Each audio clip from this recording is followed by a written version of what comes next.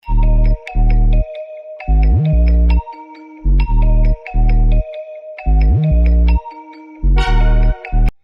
guys, welcome back to my channel. It's me, Ruben Marinzulo for today's video. So ito yung ang video na ito is Budol Fight Mini Budol Fight. Tinatawag ko siyang Mini Budol Fight kasi nga ako lang mag-isa. So hindi naman kailangan na malaki kasi maliit naman yung kain ko. At saka madali lang din ako nabubusog. So tinawag ko siyang Mini Budol Fight. So watch this video. So bakit mini? Kasi egg at saka bulad lang. Ano ko siya, syempre known yan sa Poodle Fight na pagkain. So, known siya sa Philippines. So, kaya, para tipid, wala kang gasto sa mga vegetables or para sa Poodle Fight. So, akin lang, nag-juice ako, nagbulad, at saka egg. Yun lang. So, yung egg ko, sponsored by my father's chicken, so nangitlog, so ayun, nandyan lang, hindi naman ano sa mother ng manok, so chicken, so niluto ko siya. So sabi ko gawan ko siya ng budol fight. Dati pag umuwi ako ng bahay, gustong gusto ko talaga ng budol fight na vlog. So, hindi ko siya magawa kasi laging iniisip ko na bibili ako ng maraming vegetable, ganyan, parang gastos na. So, naisip ko ngayon na magbudol fight ako pero yung hindi gasto. Kaya, at least nakatry ako ng mini budol fight. So, watch this video.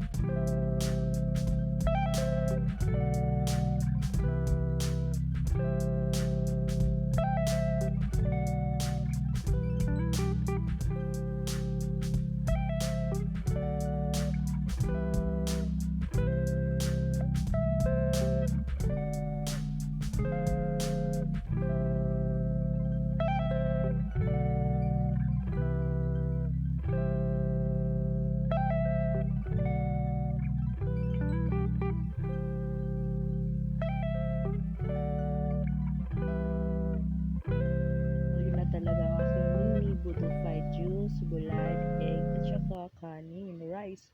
So, ayan lang. Siyempre, solved na ang lunch time ko. So, busog-busog mas kahit hindi ko naubos kasi madali lang ako nabubusog. At least, na-try ko sa vlog ko ang mini budol fried.